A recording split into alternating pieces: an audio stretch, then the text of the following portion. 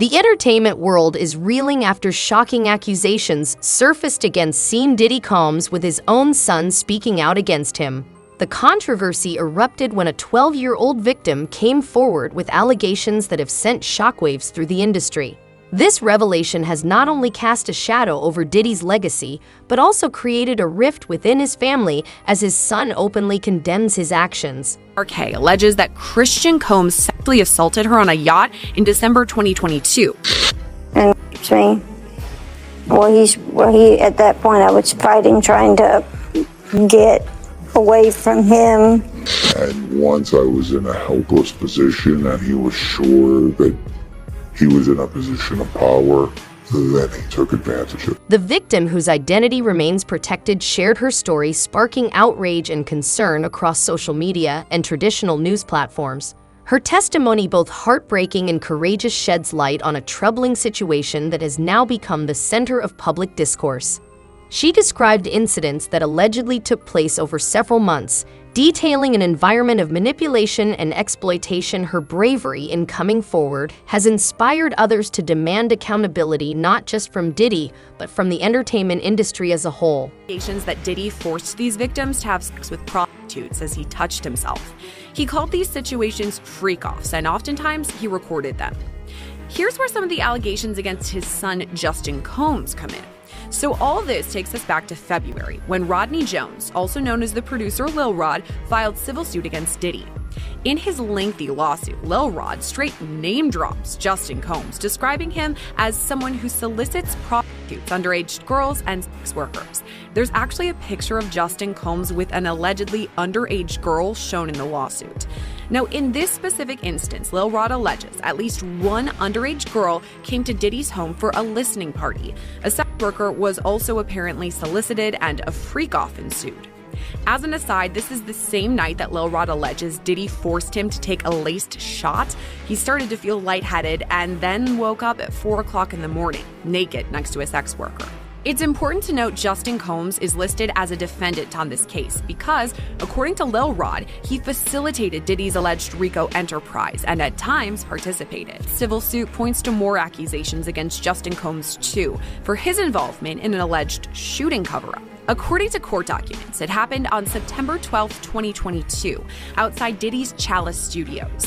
Lil Rod says Diddy, his son Justin, and Justin's friend who went by G were all there when things got heated. Lil Rod says he heard multiple gunshots ring out and later found G on the bathroom floor in the fetal position. Lil Rod says he was bleeding out of his hip and leg area. Lil Rod says he was applying pressure to G's wounds and then asked the crowd to call an ambulance. At that point, both Diddy and Justin Combs disappeared to another part of the studio. Diddy then gave strict instructions to inform the police that he had nothing to do with the shooting. He also forced Mr. Jones to lie to the police by telling them that G was shot standing outside the studio by a drive-by assailant. So that specific allegation involves Diddy's son Justin, but another allegation and entirely separate civil lawsuit involves his other son Christian, or King Combs.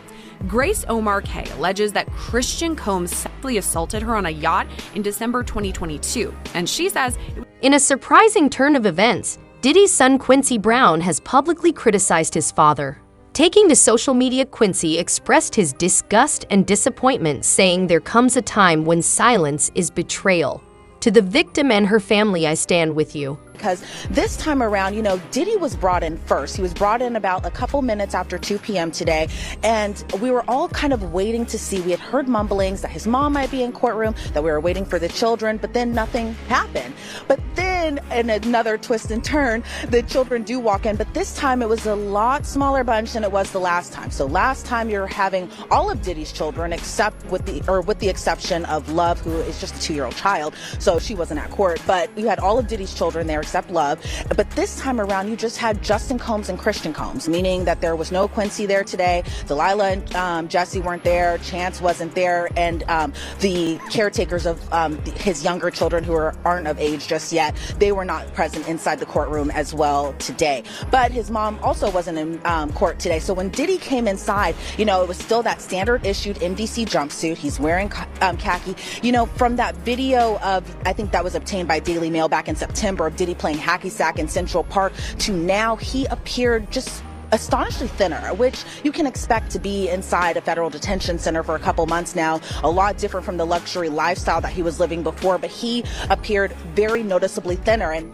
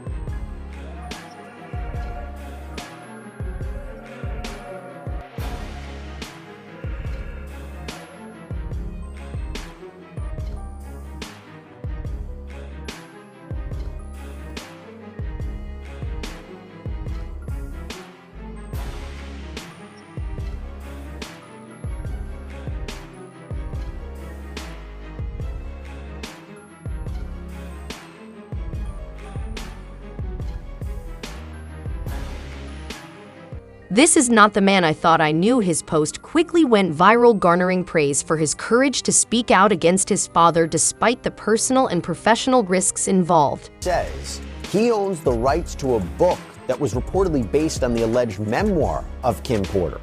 In fact, according to TMZ, Burgess' phone was seized by the feds, and on it was a copy of a flash drive with material that was used in this book. Here's the problem. Christian and Quincy Combs, these are the sons of Diddy and Kim Porter. Quincy's actually adopted by Diddy.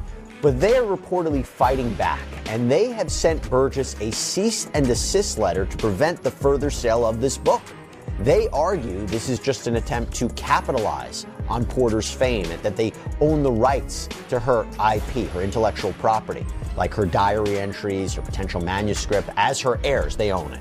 And they also want an accounting of current sales of the book. To be clear, though, they aren't acknowledging that there is, in fact, a long-lost memoir from their mother. In fact, they've actually denied that before when there was a similar book, a derivative work, we'll talk about that, published by this guy named Chris Todd on Amazon. They were adamantly fighting against that. They said that their mother wouldn't write this. But what they're basically saying is if something should exist, The allegations against Diddy have opened up a broader conversation about power dynamics in the entertainment industry. Critics argue that celebrities often operate in spaces where accountability is scarce, allowing predatory behavior to go unchecked. Include descriptions of what the witness says he saw on those tapes. So I asked him about that, and he answered what he could, given the limitations imposed on him after testifying before the grand jury. Out of those 8 videos, 8 celebrities, 6 men and 2 women, how many of those 8 celebrities were close to being underage or potentially underage? 2 males. 2 males.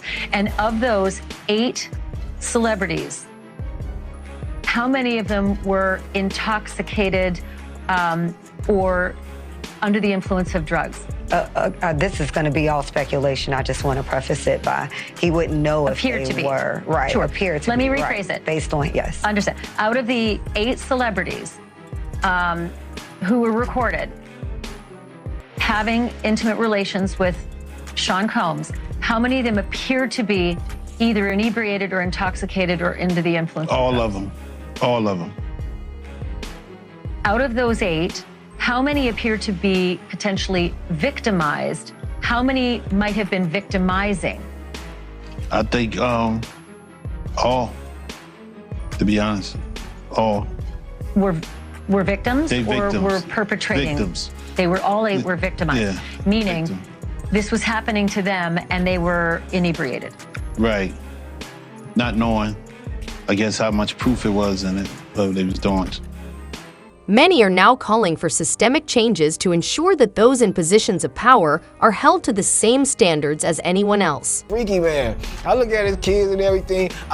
It's more deeper questions that I be wanting to know. Like, why were you so infatuated with a child that wasn't yours? Were you grooming that little boy? I don't even want to start those conversations because that's not your child. You know what I'm saying? And for you to keep him that close, it's like you kept him that close because he might got your secrets, because he's not your child. So if he's not your child and you that type of person with that type of character, you don't mind actually doing it to him when he finally reaches a certain age, because he's not yours. And you know in your mind he's not yours. And now you keep him real close to you. You make sure he don't go to his daddy. Why?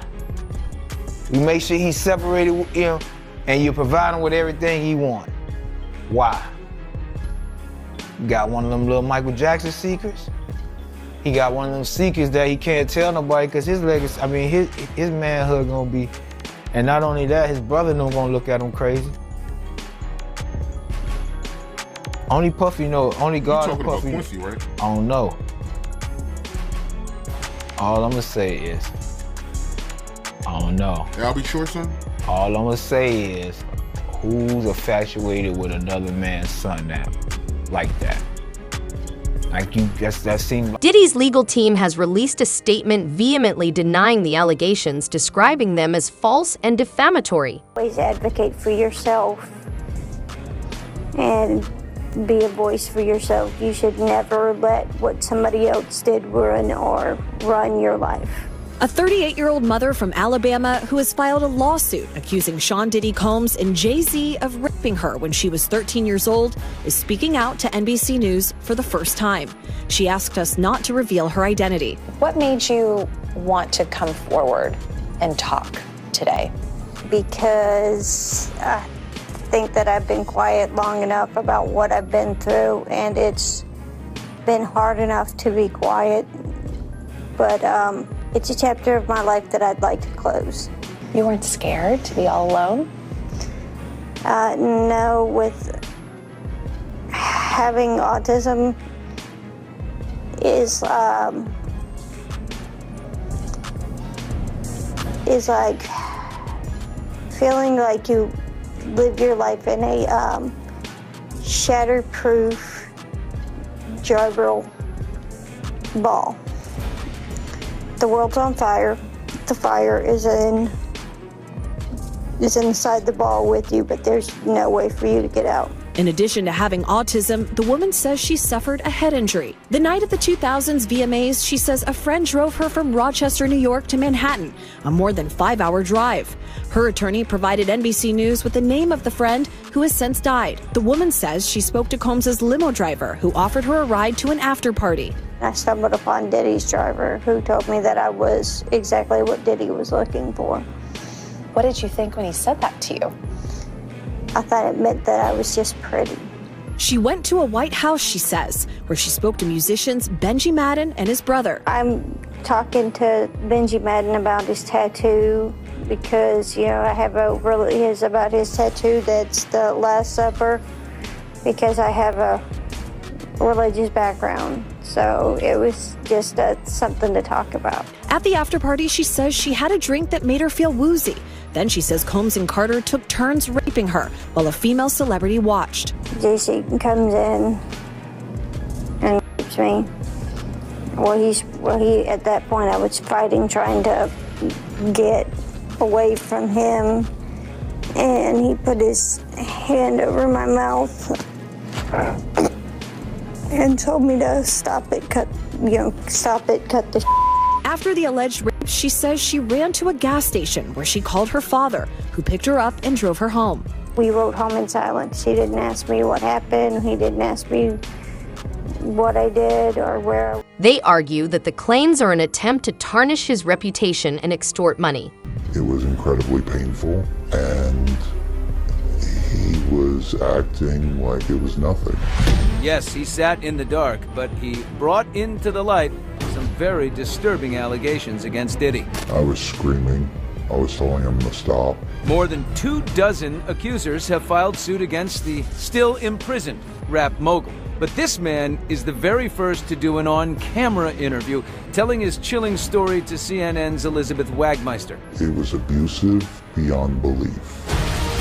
The man, identified only as John Doe, says he was hired by a security firm to work at one of Sean Combs' famous white parties in the Hamptons. Hey, yo, what's up, y'all? It's your boy Diddy. At first, he was incredibly friendly. very gracious. But the accuser's lawsuit, obtained by Extra, claims that Combs targeted him, providing him with drinks throughout the night. This didn't come from staff or someone holding a tray of drinks. It came from him directly. Correct. The first drink started to have some effect on me, and I just thought, wow, these are really strong drinks.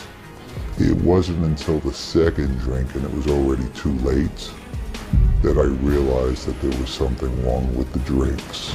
In the suit filed in October, the man claims Diddy pushed him into a van, held him down, and sexually assaulted him. He says he could not escape because he had been drugged. Sean Combs was waiting in the wings. He was watching from some sort of vantage point. And once I was in a helpless position and he was sure that he was in a position of power, then he... However, this statement has done little to quell the growing woman to speak out against music mogul Sean Diddy Combs is from Harris County. Yeah, our Reka Mudaraj is here with more on the lawsuit that was filed yesterday. Reka? Len and Mia, these are the latest accusations against Sean Combs, and it comes about a week after Combs was indicted on federal charges alleging he used his business empire as a criminal enterprise. Now, yesterday, high-powered attorney Gloria Allred appeared with her client. This is Talia Graves, a Harris County resident who filed a lawsuit against Combs in New York. We are using her name because she has gone public with her claims. Now, in the lawsuit, Graves alleges back in 2001, when she was 25 years old, Combs and his head of security lured her into a meeting at a New York City recording studio where they gave her a drink that caused her to briefly lose consciousness. When she woke up, Graves says she was bound and restrained and was violently raped by Combs. The lawsuit filed Tuesday also claims the alleged assault was recorded and that the video was shown to multiple other men. Graves says she also faced multiple threats that made her stay silent for decades. The violation I have experienced during the assault has had lasting effects on my body, causing ongoing health problems and complications. The combination of physical and emotional pain has created a cycle of suffering from which it is so hard to break free. I want to continue on this journey towards recovery and healing. I'm glad that he is locked up, but that's a temporary feeling of relief. 54-year-old Combs is in jail facing federal charges including sex trafficking, racketeering, conspiracy, and transportation to engage in prostitution. He was denied bail twice after pleading. Backlash. Fans, activists, and fellow celebrities have taken about Jay-Z, the artist, the businessman. Well, the complaint begins. Defendant Sean Combs, along with his longtime friend and collaborator, Sean Carter, drugged and raped a 13-year-old girl at an after-party following the 2000 Video Music Awards. Another celebrity stood by and watched as Combs and Carter took turns assaulting the minor. Many others were present at the after-party but did nothing to stop the assault. Combs had been allowed for years to conduct himself in this manner without any consequences. He believes he is above the law. He is not. His close friend Sean Carter has been with Combs during many such instances described herein. Both perpetrators must face justice. So that seems to suggest that Sean Carter, Jay-Z, was not only present or participated in this alleged, what is essentially a crime, but for other instances. And that's really interesting. That's why I bring up this idea of, could he be hit with more lawsuits if you take these allegations as true? Now, the complaint goes on to say, Combs and Carter were not simply occasional collaborators in the music industry. The two men developed a close friendship that has been well documented from the late 1990s to the present. Together, they attended countless music industry events, events for each other's business ventures, parties, and after parties. Indeed, the two are apparently so close that Combs stated in 2023 that Carter is the only person, other than Combs' mother, who is allowed to call him by his legal first name of Sean. In 2000, near the height of their fame, power, and influence, Combs and Carter attended the 2000 Video Music Awards in New York City. Afterwards, Combs hosted an after-party for many of the most famous celebrities in the music and entertainment industries, including Carter, which is where the events alleged in this complaint occurred. I should also say that Busby also used this complaint to address an alleged harassment campaign that he claims Jay-Z started after Busby reached out about his involvement in the suit. The complaint reads, Carter was identified in plaintiff's original complaint as Celebrity A. Prior to the filing of this amended complaint, Carter received a letter from plaintiff's counsel requesting a mediation to resolve this matter. Upon present information and belief, Jay-Z responded to said letter by not only filing an utterly frivolous lawsuit, the one that I mentioned before, but by also orchestrating a conspiracy of harassment, bullying, and intimidation against plaintiffs' lawyers, their families, employees, and former associates in an attempt to silence plaintiff from naming Jay-Z herein. This effort was meant to scare plaintiff and to discredit her counsel. That effort failed. Indeed, plaintiff chose to file this amendment as a result of the egregious conduct perpetuated by into social media to voice their opinions, with many believing the victim.